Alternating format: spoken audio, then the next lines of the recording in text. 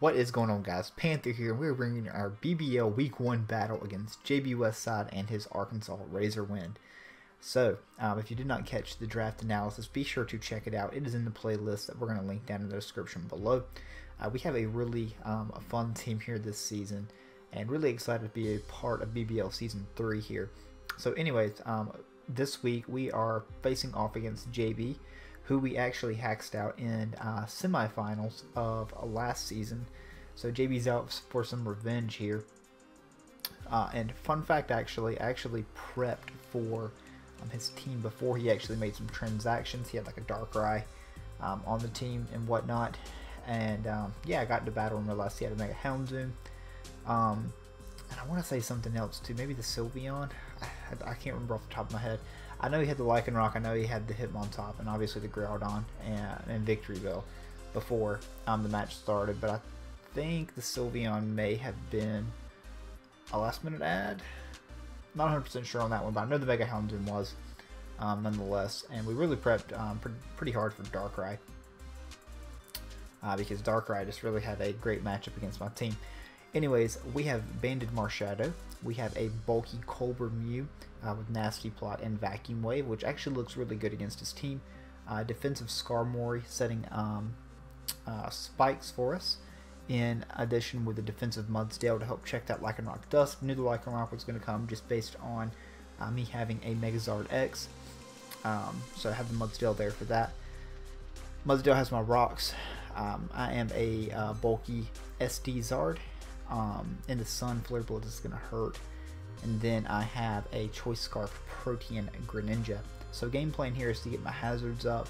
His removal is the Hitmontop. It cannot really touch my Choice Banded Marshadow. So get my hazards up, go into Marshadow, and then just start clicking buttons with it. So let's just go ahead and jump into the game here. JB has a very threatening team. I obviously don't have a lot for his son. Groudon, I kind of have to pick my poison and play mind games with Skarm, Zard, or Mudsdale. So felt like my best overall lead here was my Scarf Protean Greninja. Just going to go right on out into it here turn 1.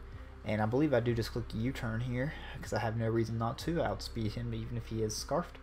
He's going to go ahead out into the Sylveon, which is going to take the U-turn nicely as I do just that. And this gives me the initiative to go out into either my Skarmory or my Charizard X here. And we're actually going to go out into our Charizard to go ahead and get our Mega Evolution off and put some immediate pressure on. This thing does not 1v1 me with the set that I have. Yeah, I'm just going to be able to be in a position to go ahead and get my Mega off and go ahead and to either attack or go ahead and start boosting. So now one thing I want to keep in mind is Victory Bell can be pretty threatening against this team that I have here. I don't have Brave Bird on my Skarmory. Let me see if I have the Brave Bird real quick while the Flare Blitz is going off there. I can't remember if I had Brave Bird on this or not. This match actually happened before I went on vacation. Yeah, I do have Brave Bird on it. So, but it does get Weather Ball. So yeah, that's what I'm thinking. It's all of its stab, Weather Ball, Sludge Bomb, and Grass Stab just hit my team pretty awesomely. So he makes a good double here. Goes out into the Groudon on my Skarmory. Goes ahead and gets that nice drought up, and he's in a really good spot offensively here. So he's going to be able to get his rocks up here, as I believe I just stay in and go ahead and get my rocks up as well. Figured no way he's going to go for a fire move here. I'm sorry, as I get my spikes up. So we do make that correct prediction there. And now I'm going to take the chance to go out into Mudsdale here, predicting like a Fire Punch or something like that. But he actually ends up being the Lava Plume actually, and scores a big burn on me on the first turn, I do believe. Nope, he does not get the burn there. He will though, spoilers. So we are leftovers. We get up to a nice amount of health. He's just going to go in and go for the Lava Plume again there, as I believe I get my Stealth Rocks here. Rocks are really important to me. Like I said, that's part of the game plan. You know, taking 24% from everything as it comes in automatically is just very big for me, and something that I am going to love doing, as a matter of fact. So I'm okay if I lose Mudsdale. I still have counterplay to the Lycanroc. He's actually going to withdraw the Groudon though here and go out into Hitmontop. He's realizing he wants to get rid of these entry hazards. And like I said, he's going to take 24%. Well, not 24 because he's fighting type resistant Stealth Rocks. He's actually only going to take 18% here, but he is going to take it. I'm going to throw off my Toxic here, get it on the Hitmontop, and then put this thing on a nice timer. But like I said earlier, my plan actually is always to go out into my Marshadow here, and then just start attacking with it. And Bandit, he has no switch-ins to a Banded Spectral Thief, as you can see, with hazards up. It's just going to be able to do a lot to him. If he wants to close combat, he can close combat. If he wants to Toxic, I don't think he would Toxic on Mudsdale in the face of a burned Mudsdale, especially when I showed Squirm as my switch-in earlier. He's just going to spin, not going to be able to do that. Now I'm going to be able to click buttons against this Hitmontop. So it's just what I'm going to do. I'm actually going to Spectral Thief here. And I believe he goes out into the Sylveon. Yeah, he goes out into Sylveon, and you're about to see the Sylveon drop. This is a defensive Sylveon. There's spikes, there's Stealth Rocks, as you can see why we wanted them up. And there's Banded Spectral Thief, just ending the Sting's Soul. So it is it's not going to be able to outstall that. And Marshadow is going to be able to pick up the Clefables' first kill of the season here. So there is that Spectral Thief. Did Spectral Thief, right? Yeah, Spectral Thief. And down goes Sylveon. So now he's going to be able to go out into the Groudon again. This is something we actually cannot echo from this range, and I do not want to risk getting a Lava Plume burn with such a great win con here in my Marshadow. So I'm just going to go right on out into Mudsdale once again. There's really not anything he can do. I'm perfectly fine with sacking off Mudsdale here at this point in the match. As he's going to EQ, it's going to do a lot of damage. And we're going to take the burn as well. And I believe drop on the following turn to his Earthquake. After all of this added side effects here. I believe he's just going to... There you go. There's the Lava Plume.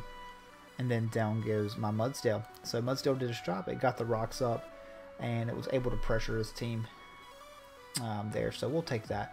I'm going to go out into Mew here because Mew actually eats up whatever this Groudon wants to throw at me. If he wants to Lava Plume, I'll gladly eat that up. If he wants to Earthquake, I'd definitely eat the EQ up. If he wants to Toxic me, I'm synchronizing. I'm putting that thing on the timer, which opens the door wide open for Marshadow. So he's going to go out into Lycanroc as a nasty plot. He's going to go for the Crunch, actually, and am able to live whatever this thing wants to throw at me. I think I actually just roost up here, though, on the, what I predicted to be the Z move. I thought this thing would probably Splintered Storm Shard me. When I was incorrect about that. I'm going to go for the Vacuum Wave here. +2 Vacuum Wave, just misses out on the KO, so maybe 1%, maybe 1 HP, something like that, and we're going to take a bunch of damage from that Crunch. So unfortunately we lose out on our Mew here and reveal that we do have the Vacuum Wave. So he's going to go out into Victory Bell here now, but I am going to actually save my Mew because I can roost back up on the Hitmontop actually, or on the Groudon because I have speed crept that with Mew. So he's going to go for the Sludge Bomb. I'm able to go out and Squirm and make that read right. I do know that this thing gets Weather Ball, and I'm going to go on out into my Charizard now on what I predict to be the Weather Ball. And yep, there's the Weather Ball. So we scouted for that successfully. And yep, we eat that up. Now I think I go actually back out to Squirm here. Yeah, I go back out to Squirm on the Sludge Bomb. Yeah, on the Sludge Bomb. I'm trying to get my leftovers back up to sturdy. So, yep. And we're stalling out some turns here, too. So, we stalled out Sun. Now, Weather Ball cannot actually touch me. And now I am free to do whatever I want here on this turn. So, he's going to make the switch out here. Going out into the Groudon. He's going to take rocks and spikes, of course, and that damage is really starting to rack up on this thing. But he resets his sun, unfortunately, and if we can play around Victory Bell, it's going to look really good for us. But we make the double out into Zard here, because we did predict the either this thing or the Hitmontop to come in, and we're just going to go and fire off a big Flare Blitz in the sun, and we're going to go down to the Earthquake. So we want to limit this thing's sun turns, and Zard was able to do that. Zard was able to break that Groudon there for Mew, and so I can go into Mew here, and I can safely try to stall out some of these turns again. Mew looks really good here, especially if I can start getting some nasty plots up. Now he's going to Earthquake me here and do a ton of damage, but I am outgaining him here with the Roost, so we're going to be able to do this. I'm going to Roost again here. He actually goes out into Mega Houndoom in the sun here, and all of a sudden now we're going to have to make another sack. So I'm going to Roost on up and get up to a good amount of HP, as he now has Houndoom in.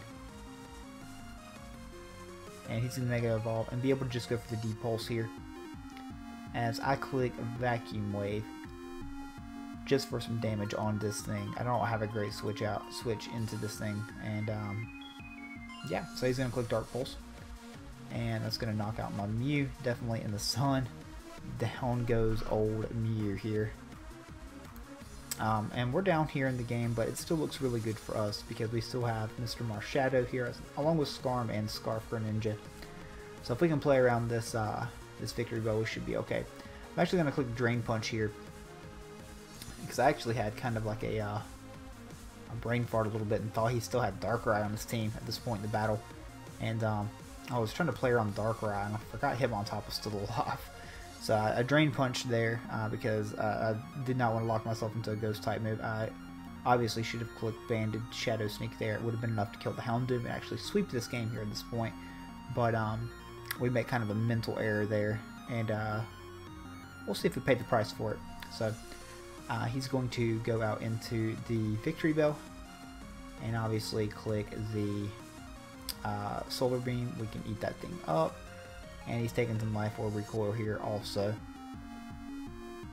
But as long as I can keep this thing low, then my Marshadow should not have a problem cleaning this game up, actually. Go into my Greninja here on what he turns out to do is Strength Sap, which was scary at this point here because I thought I may choke the game away, letting this thing get up to such a good amount of HP. And I was trying to stun a little bit on the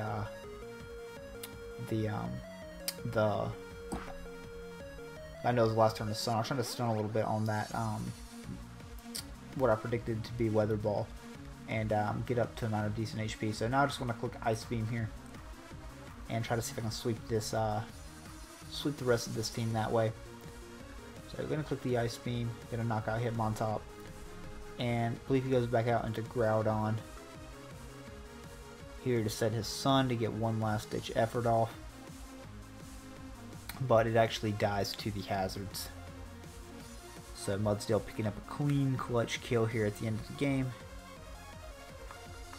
And then finally in comes the Victory Bell. No sun up, and we are going to be able to just click Ice Beam here with Greninja, and in this game with Scarf Protein Ice Beam. So that's a great game here to JB in week 1 of the BBL. Really excited to be able to start this week off, or this season off, with a win, and try to make it back to finals and actually finish what we started last season. Would love to get the opportunity to play in finals again and claim this championship here at the end of Gen 7. Really like my team. Good 3-0 victory here to start the season. So GG to JB. He played that really well. Has a really threatening team too. I'm excited to see what he's going to be able to do the rest of the season with his Sun Core. Fun to kind of see Victory Bell in an Ubers League like this. But yeah, guys, that's all from me here this time. We play Ultra in week 2, so be sure to catch that next week, of course, as well. But thank you guys for the support this season, and until next week, we'll see you.